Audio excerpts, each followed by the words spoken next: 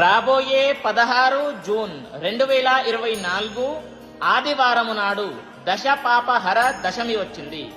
ఈ రోజును ప్రతి ఒక్కరు కూడా ఉపయోగించుకోవాలి. ఎందుకు అని అంటే పేరులోనే ఉంది, దశ పాపహర దశమి. మీరు చేసుకున్నటువంటి 10 రకాల పాపాలు తొలగిపోతాయి. మన నిత్య జీవితంలో తెలుసో తెలియకనో ఎన్నో పాపాలు చేసుకుంటాము, మనకు తెలియకుండానే. అప్పుడు దేవుడు మనల్ని ముందుకు రానివ్వడు. అలాంటి పాపాలు చేసుకుంటే ఎలా ముందుకు రానిస్తాడు? కాబట్టి అలాంటి పాపాలు తొలగిపోయి మన లైఫ్లో, మన జీవితంలో ముందుకు వెళ్ళాలి, లైఫ్లో సక్సెస్ అవ్వాలి అని అంటే ఈ రోజును ప్రతి ఒక్కరు కూడా ఉపయోగించుకోవాలి. ఎలా అని అంటారా? చెప్తాను, వినండి.